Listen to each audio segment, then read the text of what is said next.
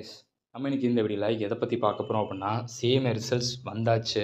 Okay, இப்போ நிறைய பேத்துக்கு வந்து பார்த்தீங்கன்னா ஏகப்பட்ட டவுட்ஸ் இருக்கும். நெக்ஸ்ட்டு என்ன பண்ணலாம், ஒரு பிளாங்காக இருக்குது, என்ன பண்ணலான்னு கொஞ்சம் ஒரு சஜஷன் ஏதாவது இருந்தால் சொல்லுங்க ப்ரோ அப்படிங்கிற மாதிரி வந்து கேட்டிருந்தீங்க.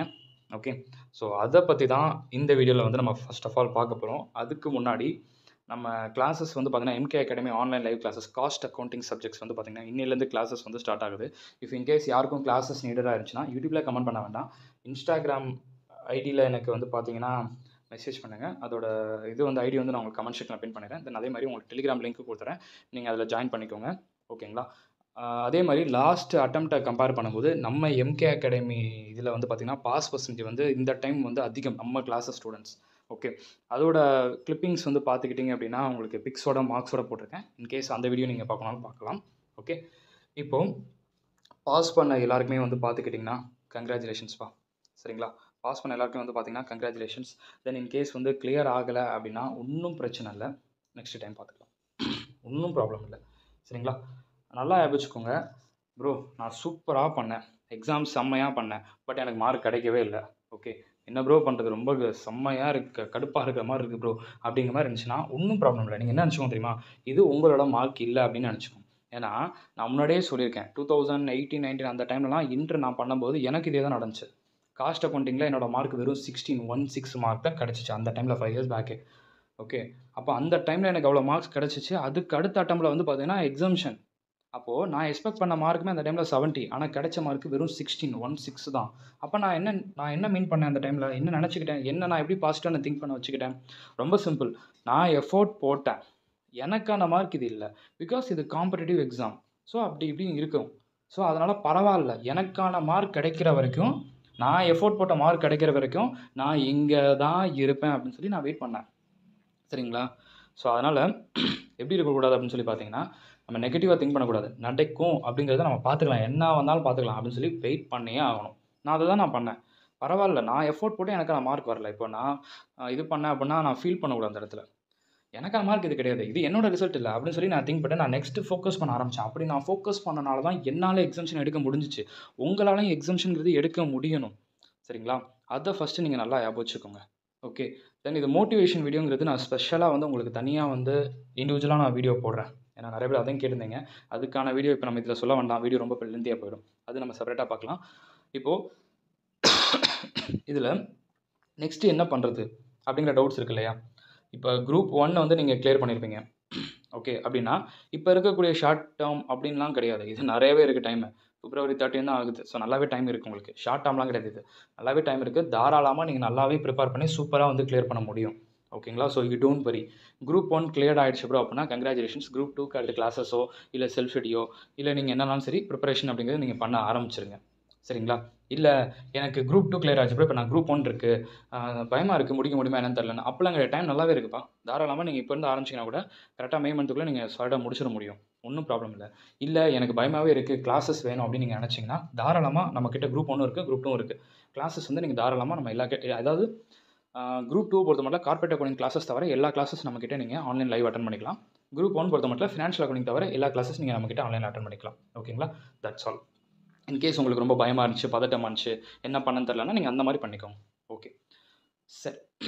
இப்போ நான் ட்ரை பண்ணேன் ப்ரோ, ஒரு குரூப் ட்ரை பண்ணேன், ஃபஸ்ட்டு குரூப் ட்ரை பண்ணேன், எனக்கு இப்போ கிடைக்கல, நான் என்ன பண்ணுறது அப்படின்னு நினச்சிங்கன்னா, நீங்கள் இதுதான் ஃபஸ்ட்டு டைம் ட்ரை பண்ணிங்கன்னா நெக்ஸ்ட் இன்னொரு டைம் அதே குரூப் 1 ட்ரை பண்ணுங்கள். குரூப் 1 இப்போ ட்ரை பண்ணியிருக்கீங்க, 180, 160 இல்லை ரொம்ப 100க்கு கீழே இந்த மாதிரி மார்க் வந்தாலும் அதை பெருசாக திங்க் பண்ணிக்காதீங்க. சரி, ஃபஸ்ட் டைம் நம்ம ட்ரை பண்ணோம், நல்லாவே ட்ரை பண்ணோம், ஆனால் நம்மளோட மார்க் இங்கே வரல, பரவாயில்ல, இட்ஸ் ஓகே, என்ன நடக்குதோ நெக்ஸ்ட் ஒன் டைம் நம்ம பார்த்துக்கலாம் அப்படின்னு சொல்லி நெக்ஸ்ட்டு ஃபோக்கஸ் பண்ணுங்கள். இல்லை ஆல்ரெடி நான் 3 அட்டம்ப்ட்ஸ் ட்ரை பண்ணிட்டேன் ப்ரோ, எனக்கு ரொம்ப ஒரு மாதிரி கஷ்டமாக இருக்குது, வெக்ஸாரமாக இருக்குது அப்படின்னு நீங்கள் நினச்சிங்கன்னா நான் ஒரு ஐடியா வேணால் சொல்கிறேன். குரூப் 2 சைடு வேணால் கொஞ்சம் போங்க. ஒரு குரூப்பு உங்களுக்கு அட்டெம்ப்ட் எடுத்துக்கிட்டே இருக்குன்னா, இன்னொரு குரூப் இருக்குன்னா அந்த குரூப் சைடு போங்க. என்றைக்குமே அதான் நல்லது. இப்போ குரூப் 2 உங்களுக்கு அட்டெம்ப்ட் எடுத்துக்கிட்டே இருக்குன்னா ஆப்போசிட்டில் குரூப் 1 சைடு போங்க.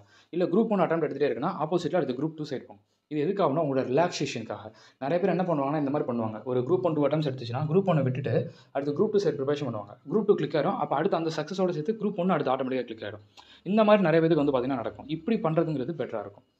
ஃபஸ்ட்டு டைம் தான் ட்ரை பண்ணேன், கிளிக் ஆகலைன்னா மறுபடியும் அதே இன்னொருக்க கூட ட்ரை பண்ணி பாருங்கள். அட்டெம்ப்ட் ஆல்ரெடி 2 டைம்ஸ் 3 டைம்ஸ் ஆயிடுச்சுன்னா ஆப்போசிட் சைடு ட்ரை பண்ணுங்கள். இல்லை ஆல்ரெடி நான் குரூப் 1 ட்ரை பண்ணிட்டேன் ப்ரோ. கிட்டத்தட்ட 2 to 3 இயர்ஸா நான் குரூப் 2 மட்டுமே ஃபோக்கஸ் பண்ணிட்டு இருக்கேன். இப்போ நான்லாம் ஆல்டர்னேட்டிவா எடுக்க முடியாதுல்ல. ஆப்போசிட்டா நான் போ முடியாதுன்னா, நீங்க போ முடியாது. இன்னும் நல்லா பாசிட்டிவோட ஒரு வைப்ஸோட மட்டும் ப்ரிப்பேர் பண்ணுங்க. ஓகேங்களா? நான் நிறைய பேர் அந்த மாதிரி இருப்பீங்க. குரூப் 2 3 அட்டெம்ப்ட்ஸ் ஆயிடுச்சு. இப்போ நான் அடுத்து ஆல்ரெடி குரூப் 1 கூட போக முடியாது. ஏன்னா ஆல்ரெடி கிளியர்டு. ஸோ அப்போ எனக்கு என்ன ப்ரூவ் பண்ணுறது? ஒன்றும் பிரச்சனை இல்லை. நீங்கள் பாசிட்டிவாக திங்க் பண்ணிட்டே வச்சு நீங்கள் அதுக்கப்புறம் ஃபோக்கஸ் பண்ணுங்கள். இல்லை இப்போ ரிசல்ட் ரொம்ப டிசப்பாயிண்ட் ஆச்சு. ஆல்ரெடி 3 அட்டெம்ப்ட்ஸ் ஆயிடுச்சு. ரொம்ப டிசப்பாயிண்ட் இருக்கேன் அப்படின்னா கேப் இந்த ஜூன் அட்டெம்ப்ட் கேப் எடுக்கணும்னு நினச்சிங்கன்னா கேப் எடுத்துட்டு டிசம்பர் எழுதுங்க. இல்லை கம்பல்சரி ரைட் பண்ணி ஆகணும்னா இப்போவே கம்பல்சரி ரைட் பண்ணிடுங்க. அவ்வளோதான். So choice is yours. உங்களுக்கு எது கம்ஃபர்டபுள் அப்படிங்கிறத பார்த்து நீங்கள் டிசைட் பண்ணுங்கள். சரிங்களா? ஓகே. தென் அதுக்கப்புறம் நெக்ஸ்ட்டு வந்து பார்த்துக்கிட்டிங்கன்னா வேறு என்னன்னாப்பா, இப்போ இதெல்லாம் ஓகே. இதெல்லாம் வந்து பார்த்தீங்கன்னா காஸ்ட் அக்கௌண்டிங் கிளாஸஸ்ஸு, தென் அதுக்கப்புறம் பார்த்தீங்கன்னா என் கிளாஸஸ் பற்றி நான் சொல்லிட்டேன். அதே மாதிரி நீங்கள் என்ன பண்ணுங்கிறத நான் சொல்லிட்டேன். நாங்கள்லாம் கிளியர் பண்ணிட்டோம். சரிங்களா? இப்போ அடுத்த ஸ்டேஜ் நாங்கள் எங்கே போகிறது அப்படிங்கிற நான் சொல்கிறேன். அதுக்கப்புறம் அந்த ரீவேலிடேஷன் போடலாமா, ஐ மீன் ரீவேல்யூவேஷன் போடலாமா இல்லையாங்கிறது நிறைய பேர் டவுட் இருக்குல்ல. அதை நான் வீடியோ எண்டில் எடுத்து நான் சொல்கிறேன். அதுக்கு முன்னாடி இப்போ இது பார்த்துக்கிட்டிங்க அப்படின்னா நீங்கள் பாஸ் பண்ணிட்டீங்க. ஒரு சிங்கிள் குரூப் பாஸ் பண்ண ஸ்டூடெண்ட்ஸ் நெக்ஸ்ட் ஒரு குரூப் இருக்குன்னா அந்த ஒரு குரூப்பை டக்குன்னு முடிச்சிருங்க. முடிச்சுட்டு அடுத்து கூட நீங்கள் ட்ரைனிங்கோ ஜாபோ அப்படிங்கிறது போகலாம். இல்லை எனக்கு அது செட் ஆகிற மாதிரி இல்லை ப்ரோ அப்படின்னு நீங்கள் நினச்சிங்கன்னா, ஓகே அப்படின்னு நீங்கள் நினச்சிங்கன்னா ஜாப் இதெல்லாம் செட் ஆகுதுன்னா ப்ரிப்பரேஷன் பண்ணுங்கள். இல்லை வீட்டில் ப்ரிப்பேர் பண்ணுறதுக்குலாம் வந்து டைம் கொடுக்கல, ஜாப் போக சொல்கிறாங்கன்னா அப்போ ஜாப் போயிடுங்க. போத் குரூப்ஸ் அட்டன் பண்ணவங்க இல்லை போத் குரூப்புமே கிளியர் ஆனவங்க இப்போ உங்களுக்கு என்ன தோணும்? ஆர்டிகல்ஷிப்பாக போகலாமா, ஜாபாக போகலாமா, இல்லை ஃபைனல் ஒரு குரூப் அப்பியர் ஆகலாமா அப்படிங்கிற மாதிரி தோணும் இல்லையா? நான் என்ன சொல்கிறேன்னா, அந்த மாதிரி உங்களுக்கு தோணும்போது நான் ஒரு ஐடியா கொடுக்குறேன். ஃபைனல் போகணும் அப்படின்னு நீங்கள் நினச்சிங்கன்னா குரூப் 4 வேணால் ஃபஸ்ட்டு வேணால் அப்பியர் ஆகுங்க. சரிங்களா? ஃபைனல் போகணும்னு நினச்சிங்கன்னா குரூப் 4 வேணால் அப்பியர் ஆகுங்க. இல்லை ப்ரோ எனக்கு அந்த ஐடியாலாம் இல்லை, இப்போது என்ன சொல்கிறது, ஜாப் கொஞ்சம் கேப் எடுத்துகிட்டு ஜாப் போகலாம் அப்படின்னு இருக்கேன்னா அப்போ ஜாபு. அப்போ 3 ஆப்ஷன் நமக்கு இருக்குது. ஆர்டிகல்ஷிப்பாக, எம்ப்ளாயி ஜாபாக போக போகிறோமா, அதான் ட்ரெயினியாக போக போகிறோமா, இல்லை ஜாப் எம்ப்ளாயாக போக போகிறோமா, இல்லை ஃபைனல் வந்து ப்ரிப்பரேஷன் ஒரு குரூப் பண்ண போகிறோமா, இதுதான் கான்செப்ட். ஓகே. இப்போ இதை எப்படி டிசைட் பண்ணணும்னா நீங்கள் நல்லா ஞாபகம் வச்சுக்கோங்க. இந்த 15 மந்த்ஸுங்கிற ஒரு ட்ரைனிங் இருக்குது இல்லையா? அந்த 15 மந்த்ஸுங்கிற ட்ரைனிங் முடிச்சா தான் நீங்கள் ஃபைனலில் போத் குரூப்ஸ் அப்பியர் ஆக முடியும். இல்லை உங்ககிட்ட ட்ரைனிங்கே இல்லைன்னா நீங்கள் ஃபைனலில் ஏதோ ஒரு குரூப் வந்து அப்பியர் ஆகலாம். ஸோ அதனால் நீங்கள் இது வரைக்கும் நான் ட்ரைனிங்கே முடிச்சது கிடையாது, எனக்கு எந்த விதமான ஒரு எக்ஸ்பீரியன்ஸ் இல்லை ப்ரோ அப்படின்னா வேணும்னா என்ன பண்ணுங்கன்னா, ஒன்று எக்ஸ்பீரியன்ஸ் சைட் போனால் போங்க. இல்லைன்னா இப்போ ஃபைனல் 4th குரூப் இருக்குது பார்த்தீங்களா, அதை ப்ரிப்பரேஷன் பண்ணி முடிச்சுட்டு அந்த குரூப்பை முடிச்சுட்டு ஒரு 15 மந்த்ஸ் இல்லை ஒரு 2 இயர்ஸ் ஃபுல்லாக ஒர்க்கு அப்படின்னு சொல்லி போயிட்டு அதுக்கப்புறம் ஒரு 2 இயர்ஸ்க்கு அப்புறம் கூட குரூப் 3 வேணால் நீங்கள் பண்ணலாம். இது ஒரு ஆப்ஷன் இருக்குது, இப்படி பண்ண முடியும். சரிங்களா? இது ஒரு ஆப்ஷன் இருக்குது, இந்த மாதிரி பண்ணலாம் அப்படிங்கிறத நான் இங்கே சொல்கிறேன். Okay, that's all. இது ஒரு ஆப்ஷன் ஆக்சுவலாக இப்படிலாம் வந்து நம்ம பண்ண முடியும். இல்லை நான் கம்ப்ளீட்டாக ஒரு 2 இயர்ஸ் கேப் எடுக்கிறேன், அது எடுக்கலாமா? ஃபைனல் இப்போதைக்கு டச்சே பண்ணாமல் கம்ப்ளீட்டாக 2 இயர்ஸ் கேப் எடுத்து 2 இயர்ஸ் ஒர்க் போகிறேன், இப்போ அப்படி போகலாமான்னா அப்படியும் நீங்கள் போகலாம். ஓகேங்களா? என்னென்னா நீங்கள் ஆர்டிகல்ஷிப்பாக போகிறதுக்கும் ஜாபாக போகிறதுக்கும் என்ன டிஃப்ரென்ஸ்னால், உங்களுக்கு ஏர்னிங் இப்போ நீங்கள் ஏர்னிங்ஸை பார்க்குறீங்கன்னா அதுதான் டிஃபர் ஆகும். இப்போ நீங்கள் இன்டர் பாஸ் பண்ணிட்டீங்க, இப்போ நீங்கள் வந்து ட்ரைனிங்காக போகிறீங்கன்னா எங்கேனாலும் போங்க. அப்போ நீங்கள் வந்து பெருசாக வந்து மணியை பார்க்கக்கூடாது, எவ்வளோ நம்ம ஏர்ன் பண்ண முடியும் அப்படிங்கிறத பார்க்கக்கூடாது. அங்கே வந்து லேர்னிங்கை நீங்கள் பார்க்கணும். ஆர்டிகல்ஷிப்பாக போகிறீங்கன்னா, எம்ப்ளாயியாக போகிறீங்கன்னா நீங்கள் ஜாப் ஓகே அப்படிங்கிறத பார்த்துக்கலாம். ஃபார் எக்ஸாம்பிள் இன்டர் முடிச்சிட்டிங்க, ஒரு கம்பெனியில் உங்களுக்கு நீங்கள் ப்ளேஸ் ஆகிறீங்க, 25,000 சேலரின்னு சொல்கிறாங்கன்னா அந்த கம்பெனி அக்கௌண்டிங் ரிலேட்டடான ஒர்க்கை தான் நீங்கள் பார்க்க போகிறீங்கன்னா ப்ராப்ளமே இல்லை. அதே கம்பெனியில் அப்படியே ஒர்க் பண்ணுங்கள். ஒரு 2 இயர்ஸ் ஒர்க் பண்ணிவிட்டு எக்ஸ்பீரியன்ஸ் வச்சு நம்ம கிளைம் பண்ணிக்கலாம். ஆர்டிகல்ஷிப்னு சொல்லி தனியாக நேமில் எதுவும் பண்ண தேவை இருக்காது அதுக்காக. சரி, இல்லை நான் இன்டர் முடிச்சிட்டேன், பட் ஆர்டிகல்ஷிப்புங்கிற நேமில் தான் போகிறேன்னா 5,000 10,000 அவங்க கொடுக்குறது தான் அப்படிங்கிறதுங்கிற மாதிரி இருக்கும். அதுக்கும் நீங்கள் ரெடி பண்ணிக்கணும். நம்ம எதுவுமே வந்து வேஸ்ட் பண்ணக்கூடாது. நம்ம டிசிஷன் நம்ம பார்த்துக்கணும். அதாவது நம்ம ஒரு ஜாபுக்கு போகிறோம் அப்படின்னா அதோட ஒரு சேலரிங்கிறது எனக்கு டீசெண்டாக இருக்கணும், because family also most important அப்படின்னா இந்த சைடு ஃபோக்கஸ் பண்ணணும். ப்ரோ எனக்கு அதெல்லாம் மேட்டர் கிடையாது, ஃபினான்ஷியலாக எனக்கு ப்ராப்ளமே கிடையாது, எனக்கு இப்போதைக்கு லேர்னிங் தான் தேவை. இன்டர் முடித்தாலும் பரவாயில்ல, எனக்கு லேர்னிங் தான் இப்போ வேணும்னு நினச்சிங்கன்னா நீங்கள் ஆர்டிகல்ஷிப்புங்கிறதுலே போயிடலாம். அது ஃபர்ம் சைடு போகலாம், இல்லை ப்ராக்டிசிங் ஆடிட்டர்ஸ் கிட்ட அப்படிங்கிறது நீங்கள் போகலாம். ஓகே, எந்த சைடு போனால் நல்லாயிருக்கும், எந்த கம்பெனி போனால் நல்லாயிருக்கும், அந்த மாதிரி ஏதாவது இருக்கா? இல்லை எப்படி போய் விசிட் பண்ணுறது, எப்படி போய் செக் பண்ணுறது அப்படிங்கிற ஒரு டவுட் உங்களுக்கு இருக்கும் பார்த்தீங்களா, இல்லையா? அப்போ நான் என்ன சொல்கிறேன்னா, யூடியூப்பில் வந்து உங்களுக்கு இந்த கமெண்ட் லிங்க்கில் வந்து கமெண்ட் பாக்ஸில் வந்து உங்களுக்கு நான் லிங்க் வந்து என்ன பண்ணிடுறேன்னா கொடுத்துட்றேன், டேக் பண்ணிடுறேன். அதை வந்து கிளிக் பண்ணி பாருங்கள். அதில் ஒரு வீடியோ நான் இப்போ ரீசெண்டாக அப்லோட் பண்ணேன். அந்த வீடியோ பார்த்தீங்கன்னா கம்பெனி லிஸ்ட் அவ்வளோ இருக்குது. எந்தெந்த பிளேஸுங்கிறத நீங்களே பார்த்து உங்களுக்கு எந்த பிளேஸ் போகணும் நினைக்கணும் அப்படி போகலாம். ஒன் செகண்ட் மறுபடியும் சொல்கிறேன். இன்டர் முடிச்சிட்டேன், எனக்கு ஒரு 25,000 சேலரியாச்சும் நான் எக்ஸ்பெக்ட் பண்ணுறேன் அப்படின்னா கம்பெனி சைடு போயிருங்க. நீங்கள் அப்படி தான் எக்ஸ்பெக்ட் பண்ணுறீங்கன்னா தயவு செஞ்சு கம்பெனி சைட் போகிறீங்க. ஏன்னா நீங்கள் எப்படி ஆர்டிகல் சைட் நீங்கள் வரைய மாட்டீங்க. ஏன்னா ஆர்டிகல் நம்ம ட்ரைனிங் போது இப்போ நம்ம 10,000 அப்படின்னா அது உங்களுக்கு செட் ஆகும். ஃபேமிலி சிச்சுவேஷன் எல்லாம் இருக்கும் இல்லையா, அப்போ உங்களுக்கு அது செட் ஆகாது. அப்போ நீங்கள் என்ன பண்ணணும், ஜாபுங்கிற மாதிரி போயிட்டு நல்லா எக்ஸ்பீரியன்ஸ் நல்லா கெயின் பண்ணிவிட்டு அதை வச்சு நம்ம ஆர்டிகல்ஷிப்பாக க்ளைம் பண்ணிக்கலாம். ஓகே, இல்லை நான் ட்ரைனியாக தான் போகிறேன் அப்படின்னா அப்போ ட்ரைனிங்னாலும் எங்கேனாலும் போகலாம்ல. இப்போது எம்ப்ளாயாக போனீங்கன்னா அதுக்கேற்ற பேக்கேஜ், ட்ரைனிங்காக போனோன்னா அதுக்கேற்ற மாதிரி பேக்கேஜ், அவ்வளோதான் டிஃப்ரெண்ட்டு. ஆனால் ரெண்டுக்கும் டிஃப்ரெண்ட் சொல்லிடுறேன். இப்போ நீங்கள் ட்ரைனியாக போகிறீங்கன்னா அதுக்கேற்ற மாதிரி ஃபார்ம் ஃபில் பண்ணி சப்மிட் பண்ணி அந்த ப்ராசஸ் இருக்குது. இப்போ நீங்கள் எம்ப்ளாயாக போகிறீங்கன்னா ஃபார்ம் இதெல்லாம் சப்மிட் பண்ண தேவையில்ல, ஃபுல்லாக நீங்கள் ஒர்க் பண்ணலாம். ஒரு 2 இயர்ஸ் முடிஞ்சதுக்கப்புறம் ஒரு எக்ஸ்பீரியன்ஸ் க்ளைம் பண்ணி அந்த மாதிரி வந்து ப்ராசஸ் இருக்குது. இதுதான் நார்மலாக ரூல்ஸ் அண்ட் ரெகுலேஷன்ஸ். ஓகேங்களா? அதனால் லேர்னிங் வேணுமா ஏர்னிங் வேணுமா ரெண்டுமே வேணுமாங்கிறத நீங்கள் தான் டிசைட் பண்ணிக்கணும். எந்த கம்பெனி எப்படி போகலாங்கிறத ஆல்ரெடி நான் முன்னாடியே சொல்லிட்டேன். அந்த வீடியோ பார்த்துக்கோ, உங்களுக்கு ஈஸியாக புரிஞ்சிடும். அவ்வளோதான், தட்ஸ் ஆல். சரிங்களா? இவ்வளோ தான். இதை நான் கிளியராக சொல்லிட்டேன். ஏன்னா உங்களுக்கு மெயினாக வந்து தேவையானது அதானே. ஸோ அதை நல்லா ஆரம்பிச்சுக்கும். ஆர்டிகல்ஷிப்பாக இது வாங்குறத பார்த்துக்கோ. நீங்கள் வீட்டில் டிசைட் பண்ணுங்கள். நான் ஃபினான்ஷியலாக ப்ராப்ளம் இல்லை, ஏன்னா உங்களுக்கு தோணவும் கூடாதுப்பா. இன்ட்ரை முடிச்சிருக்கோம், 5,000 தான் சேலரி வாங்கிட்டு இருக்கோம் அப்படிங்கிற ஒரு தாட் வந்துடக்கூடாது. ப்ரொஃபஷன் பண்ணிட்டு இருக்கோம், ஓகே இன்ட்ரை முடிச்சிட்டோம், ஆடிட் ஆஃபீஸில் உட்காந்து நம்ம 5,000 வாங்கிட்டு இருக்கோம், பரவாயில்ல நம்ம லேர்னிங் தான் வேணும் அப்படின்னு நினச்சிங்கன்னா நீங்கள் அதை அக்செப்ட் பண்ணிக்கணும். ஏர்னிங்கிறத நீங்கள் பார்த்தீங்கன்னா நீங்கள் அங்கே இருக்குன்னு அவசியமே கிடையாது. நீங்கள் வந்து ஒரு கார்பரேட் லெவலில் கூட ஒர்க் பண்ணிட்டு போயிடலாமே. நீங்கள் இங்கே போகக்கூடாதுங்கிறத நான் சொல்ல வரல. உங்களோட மைண்ட் செட் அந்த மாதிரி வந்துடக்கூடாதுங்கிறத நான் சொல்ல வரேன். ஓகேங்களா? ஏன்னா ஒவ்வொருத்தரோட தாட்ஸ் அப்படிங்கிறது இருக்குல்ல, அதனால் பார்த்து டிசைட் பண்ணிக்கோங்க. ஓகே, சரி. இப்போ இது வந்து உங்களுக்கு ஒரு ஐடியா கிளியராக புரிஞ்சிருக்கும். ஆர்டிகல்ஷிப் போகலாமா ட்ரைனிங் போகலாமா என்னங்கிறது உங்களுக்கு நல்லா புரிஞ்சிருக்கும். முடிஞ்சாலும் கொஞ்சம் ஒரு ரிலாக்ஸ், எப்படின்னு டிசம்பரில் வேணால் ஃபைனல் ட்ரை பண்ணுங்கள். அது வரைக்கும் கொஞ்சம் ரிலாக்ஸ். ஏன்னா இப்போ தான் ரிசல்ட் வந்திருக்கு. கொஞ்சம் பொறுமையாகவே நீங்கள் அப்ளை பண்ணுங்கள். ஏன்னா அடுத்தடுத்து உடனே பண்ணிட்டு அந்த ப்ரெஷர் இல்லாமல் கொஞ்சம் ரிலாக்ஸ். கொஞ்சம் ஒரு 1 மந்த் ஒரு 2 மந்த்ஸ் கொஞ்சம் ஃப்ரீயாக விட்டுட்டு கொஞ்சம் ஃப்ரீயாக பண்ணிவிட்டு அதுக்கப்புறம் நீங்கள் அப்ளை பண்ணி அந்த ப்ராசஸ் வந்து நீங்கள் ஆரம்பிச்சுக்கோங்க. ஓகே, சரி. அதே மாதிரி வந்து பார்த்துக்கிட்டிங்கன்னா இப்போது ரீவெரிஃபிகேஷன் அந்த இது சொல்கிறாங்களே, அது வந்து அந்த டோட்டல் போட்டால் வருமா வராதா, பேப்பரை வாங்கி பார்க்கலாமா பார்க்கக்கூடாதா, இதெல்லாம் நிறைய பேர் சொல்கிறீங்களா. ஒன்றே நல்லா வச்சுக்கோங்க. இது பார்க்கலாமா பார்க்க வேணாமாங்கிறத நான் கிளியராக சொல்கிறேன். ஒன்ஸ் அப்பான் அ டைம் நான் எனக்கு வந்து 2 மார்க்ஸுக்கும் 1 டைம் 5 மார்க்ஸுக்கும் நான் ரீவேல்யூஷன் அந்த ரீடோட்டல் தான்ப்பா சொல்லுவாங்க. டோட்டல் மிஸ்டேக்கை செக் பண்ணுறது அப்படின்னு தான் சொல்லுவாங்க. ஓப்பனாக சொல்லப்போனால் பேப்பர் எடுத்து வேல்யூஷன் டிக் பண்ணி போடுவாங்க கிடையாது, ரீடோட்டலிங் தான் சொல்லுவாங்க. அது பண்ணால் மார்க் வருமா வராதானா சொல்கிறது நல்லா வச்சுக்கோங்க. எனக்கு 2 மார்க்ஸ்க்கு ஒருக்கா 5 மார்க்ஸ்க்கு ஒருக்கா நான் போட்டேன். எனக்கு அந்த டைமில் வந்து அது மார்க் கிடைக்கல. ஏன்னா நான் எக்ஸ்பெக்ட் பண்ணேன், கான்ஃபிடென்ட்டாக தான் இருந்தேன், பட் எனக்கு கிடைக்கல. ஆனால் ரீசன்ட்ஸ் அட்டெம்ப்ட்ஸை பார்க்கும்போது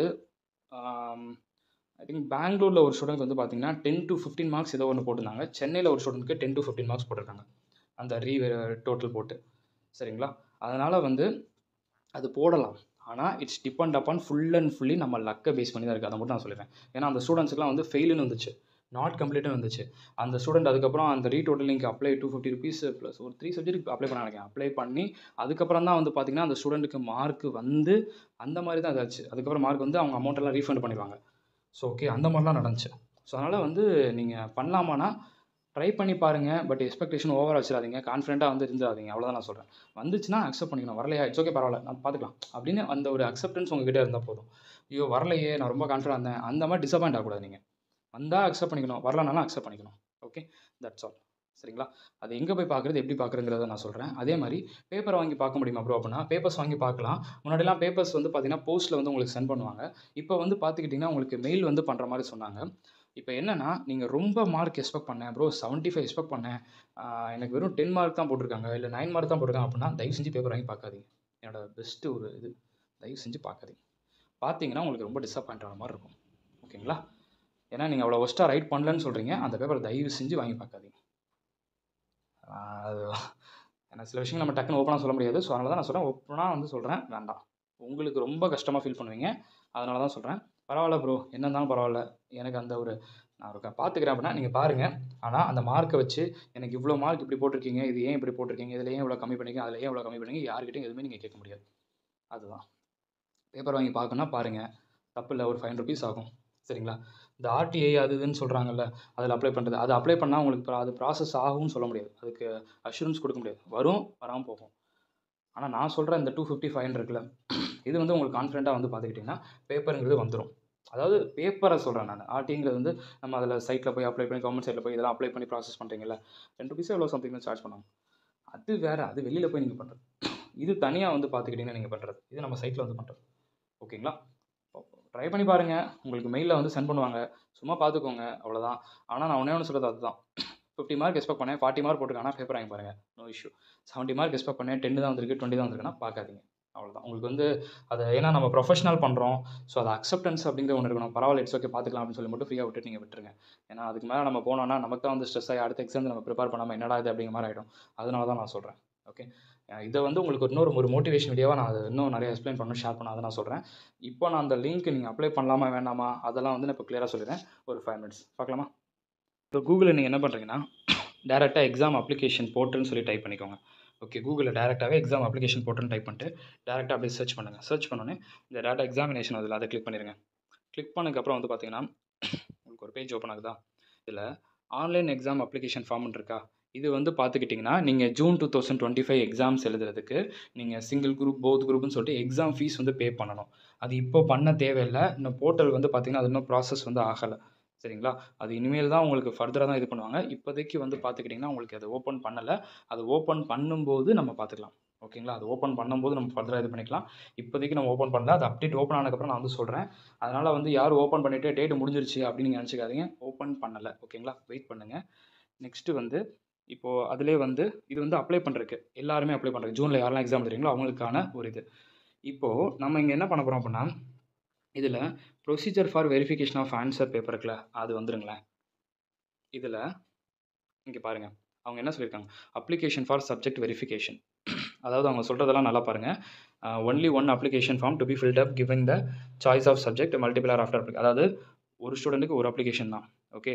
இன்டர்மீடியேட் கோர்ஸுக்கும், ஃபைனல் கோர்ஸுக்கும் last date for result verification 12/3/2025.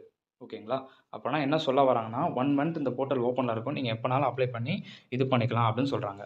அப்போ அதான் உங்களுக்கு டைம் குடுக்குறாங்க. மார்ச் 12 வரைக்கும் டைம் குடுக்குறாங்க. Last date for result verification. இந்த ரிசல்ட் வெரிஃபிகேஷன் அதாவது இந்த நீங்க சொல்றோம்ல, அப்ப சொன்னேன்ல டோட்டல் மிஸ்டேக் இதெல்லாம் செக் பண்ணி பார்ப்பாங்க. மேபி கிடைக்கலாம், கிடைக்காமலும் போகலாம் அப்படின்னு சொன்னேன் இல்லையா? அத தான் அவங்க சொல்லியிருக்கான் பாருங்க. A candidate can apply to the institute within 30 days from the declaration of result of examination for verification of answer paper with a fee of rupees 250. ஆமா. ரிசல்ட் வந்து உங்களுக்கு 11 அன்னைக்கு ரிலீஸ் பண்ணாங்கல்ல. இப்போ 1 month 30 days concept. In case of verification of answers, only mistake in totalling and omission to examine by examine any answer are checked. No details of question wise mark will be supplied. ஓகேங்களா? அதாவது just வந்து பார்த்தீங்கன்னா, அந்த omission இந்த மாதிரி இதை மட்டும் total இதை மட்டும் தான் பார்ப்பாங்களாம். Okay. However if as a result of such verification it is found in case ஏதாவது மிஸ்டேக் உங்களுக்கு கிடைச்சிருச்சு, அதை நோட் பண்ணி அதை அவங்க தெரிஞ்சுட்டாங்க, அவங்க உங்களுக்கு ஏதாவது சேஞ்சஸ் கொண்டு இப்போ டோட்டல் மிஸ்டேக் பார்த்தாங்க, செக் பண்ணி பார்த்தா 45 போடுற இடத்துல உங்களுக்கு 40 போட்டிருக்காங்க அப்படின்னு வச்சுக்கோங்க. அப்போ 5 மார்க்ஸ் இப்போ உங்களுக்கு அலாட் பண்ணிட்டாங்க அப்படின்னா, அவங்க நீங்கள் ஃபீஸ் பே பண்ணீங்களா ₹250 ஒன் சப்ஜெக்ட்டுக்கு, அந்த அமௌண்ட் உங்களுக்கு ரீஃபண்ட் பண்ணிடுவாங்க. சரிங்களா? இதுதான் கான்செப்ட். ஓகே. That's all. அதை தான் இப்போ சொல்கிறாங்க. அதாவது நல்லா ஞாபகம் வச்சுக்கோங்க. இது வந்து ஒரு சப்ஜெக்ட்டுக்கான 250. இப்போ வந்து பார்த்தீங்கன்னா, உங்களுக்கு வந்து முன்னாடியே சொல்லிட்டேன். அதை போடுங்க. பட்டு நடக்கலாம், நடக்காம போகலாம். It's depend upon full and fully லக்குங்கிறத நான் சொல்லிட்டேன். ஒரு சப்ஜெக்ட்டுக்கு ₹250 அப்படிங்கிற மாதிரி வந்து உங்களுக்கு இருக்குது. எந்த சப்ஜெக்ட்டுக்கு போடணும்னு நினைக்கிறீங்க அது உங்கள் விஷ். நீங்கள் போட்டுக்கோங்க. ஓகேங்களா? உங்கள் ரெஜிஸ்ட்ரேஷன் நம்பர் கிளிக் பண்ணி உங்களோட நேம் எல்லாத்தையும் நீங்கள் போட்டிங்கன்னா, அதில் வந்து எந்த சப்ஜெக்ட்டுங்கிறத செலக்ட் பண்ணிவிட்டு பே பண்ணிங்கன்னா டேரெக்டாக பே ஆகிடும். முடிஞ்சு போச்சு. அவ்வளோதான். ஓகே. That's all. அதுக்கப்புறம் என்ன பண்ணுவாங்க, எப்போ ரிசல்ட் வரும், அது ரிசல்ட்னா இப்போ நீங்கள் அப்ளை பண்ணிடுறீங்க. நல்லா வச்சுக்கோங்கப்பா. இப்போ நீங்கள் அப்ளை பண்ணிட்டீங்க. மார்ச் 12 வரைக்கும் உங்களுக்கு டைம் இருக்குது. சரிங்களா? இந்த மார்ச் 12 வரைக்கும் டைம் இருக்குல்ல, இதுக்குள்ளே வந்து பார்த்துக்கிட்டிங்கன்னா உங்களுக்கு ரிசல்ட் சொல்லிடுவாங்களான்னா, அப்படி கிடையாது. நல்லா ஞாபகம் வச்சுக்கோங்க. அப்படி கிடையாது. சரிங்களா? அந்த மாதிரி கிடையாது. மார்ச் 12 வரைக்கும் டைம் இருக்குது.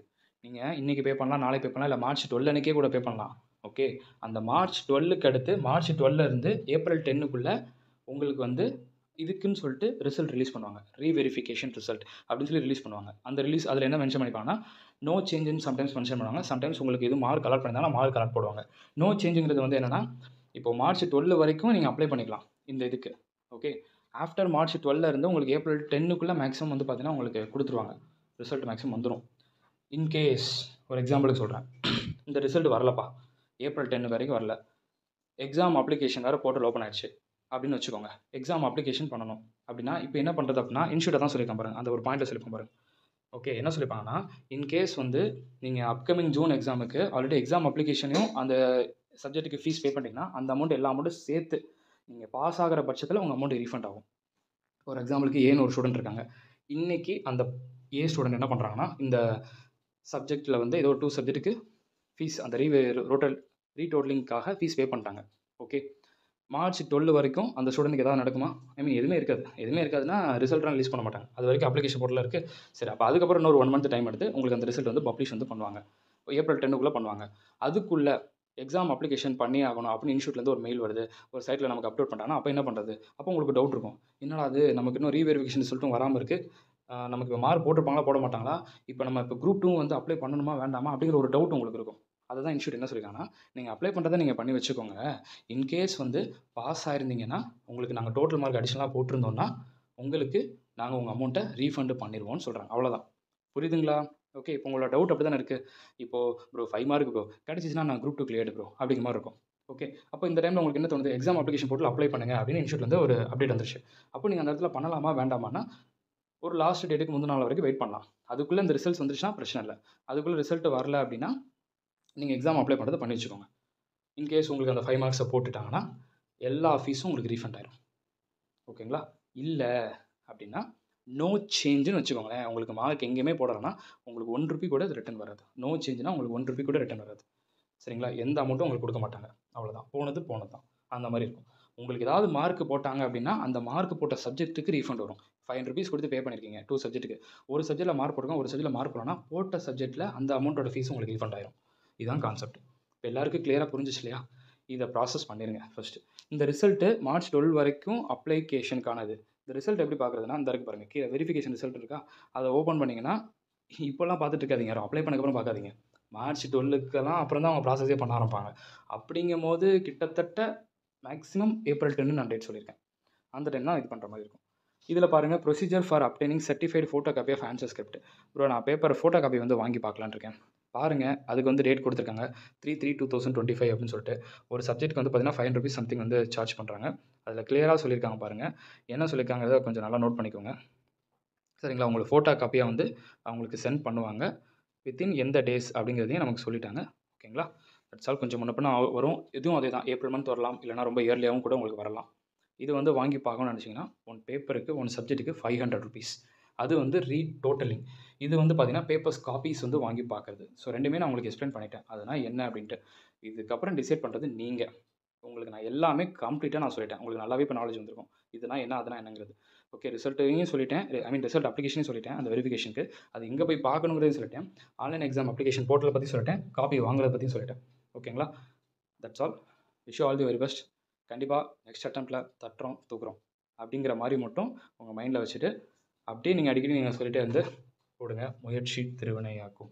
ஓகே. பார்க்கலாம்.